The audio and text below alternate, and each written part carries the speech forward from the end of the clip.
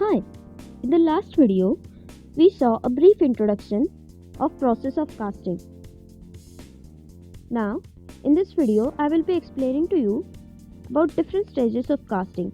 Now, stay tuned for the video at the last because in this video, I will be giving you a bonus clip, a bonus information. So, now let's get down to this video. So, the 5 stages of casting are pattern making, molding, pouring, shakeout, and knockout. So, see, this shakeout process is somewhat optional. We do this according to our needs. I will be explaining later. Okay, so the first process is pattern making.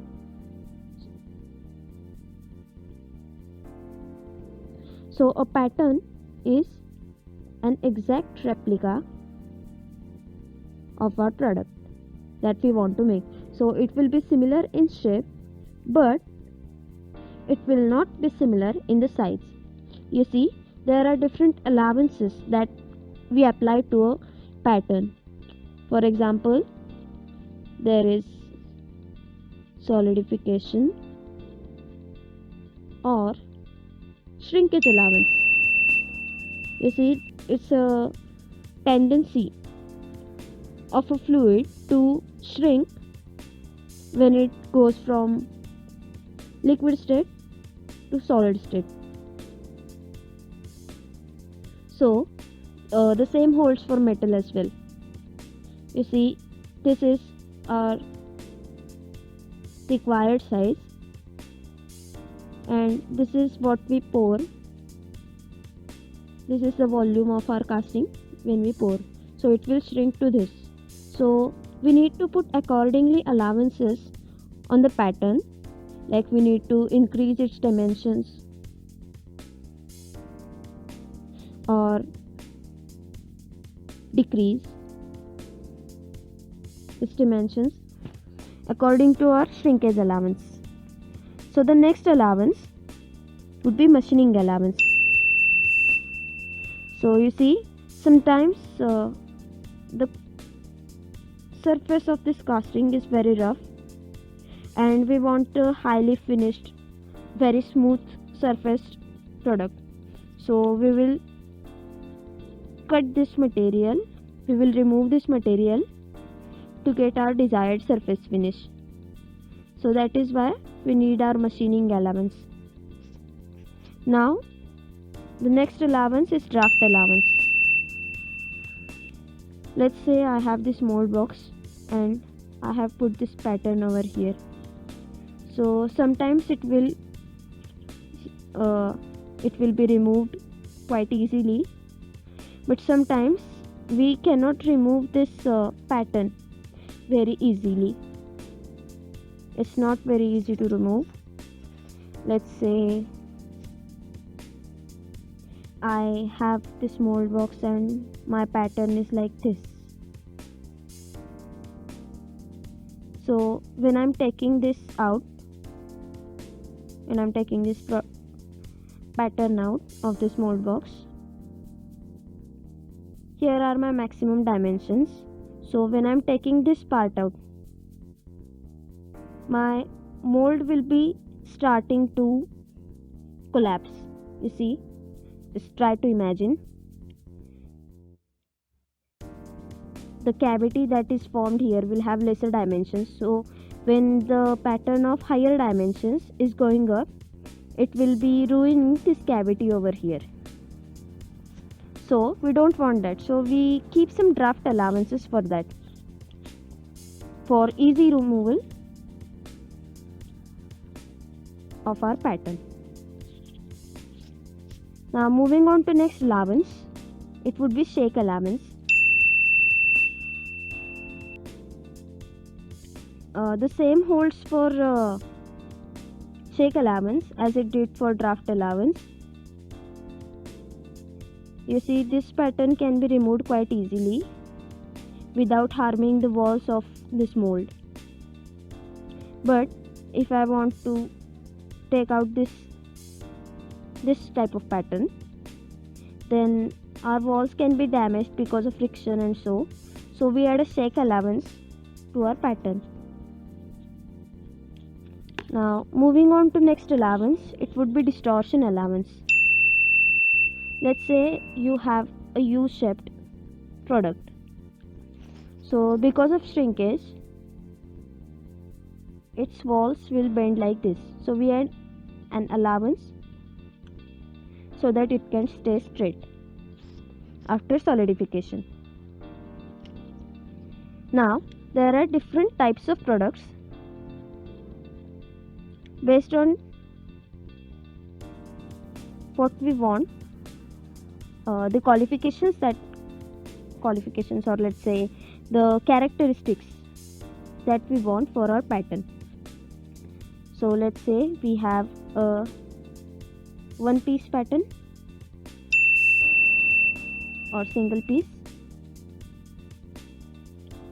or we have split type patterns, means we make the pattern in two parts instead of making it completely one piece like this. Or we also have a match plate type pattern.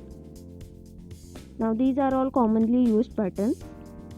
You see, match plate pattern we use for the castings which are of very large size, since we cannot transport this heavy patterns everywhere.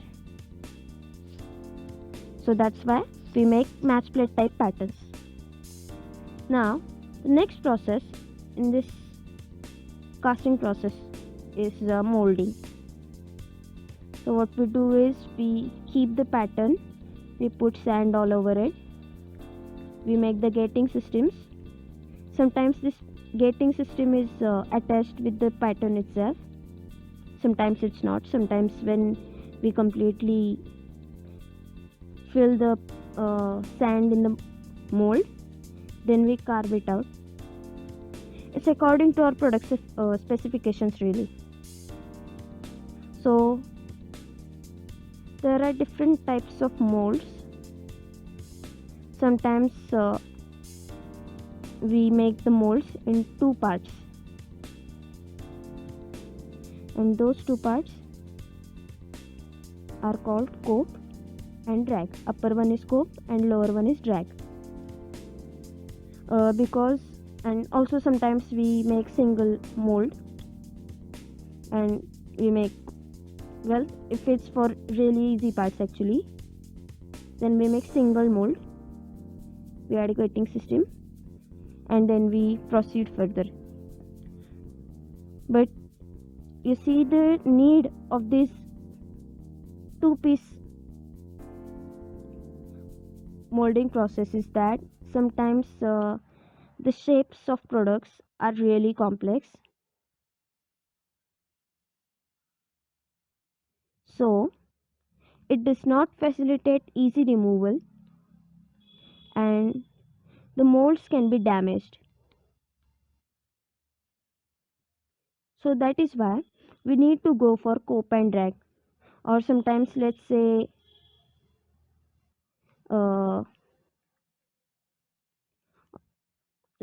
this is my mold and there is a spherical part, so I have no way of taking this part out besides damaging my whole mold. So there are some cases like this, that is why we need two-piece molds. Now the next process is pouring. So in the pouring process, we pour the molten metal into the mold.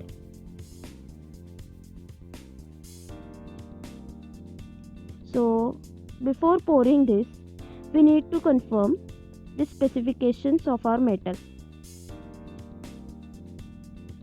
So for this, we take out some sample in form of a coil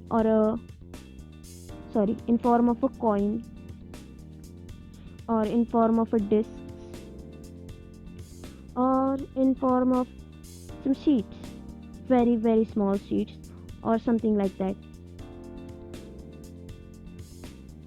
So then we carry out an analysis for the contents in this material with, say, spectroscopy.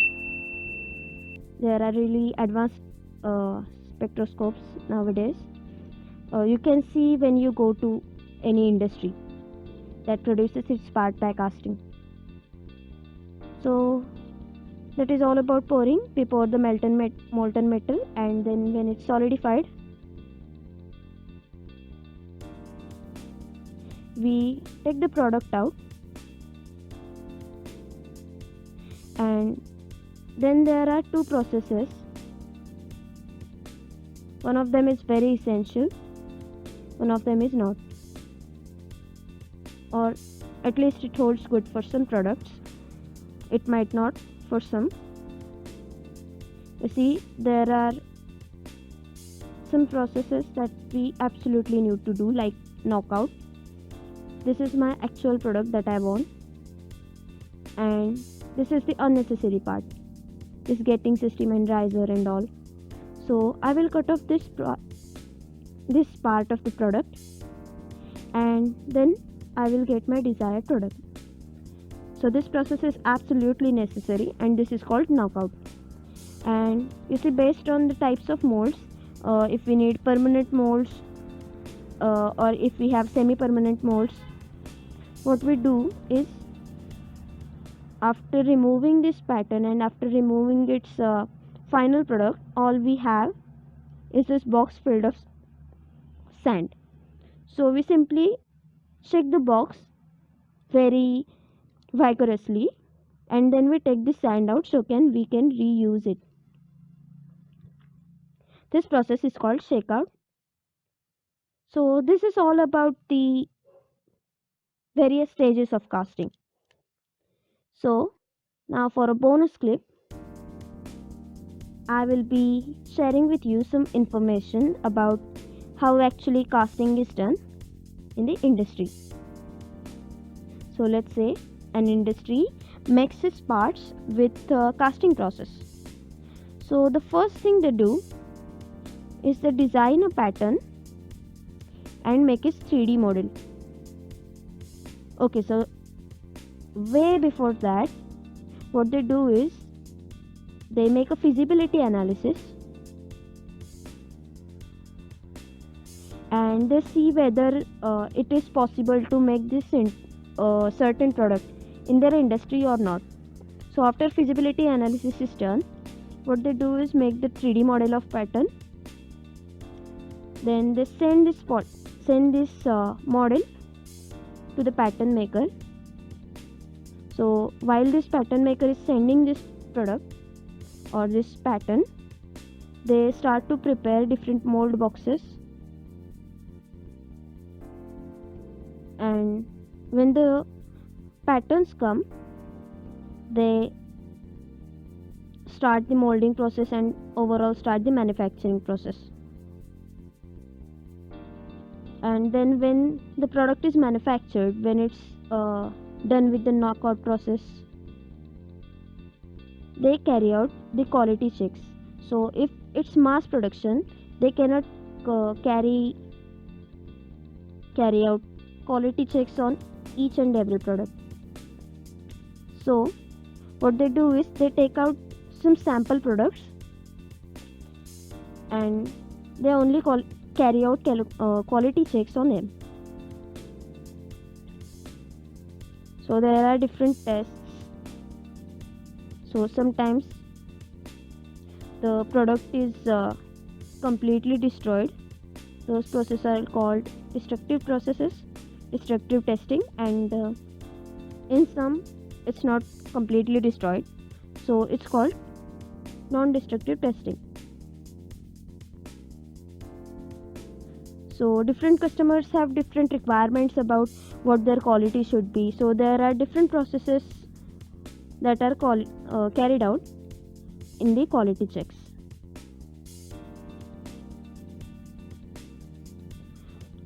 So this was all about today's video. Now in the next video I will be explaining to you different defects that are seen in the casting and different advantages, disadvantages and its types.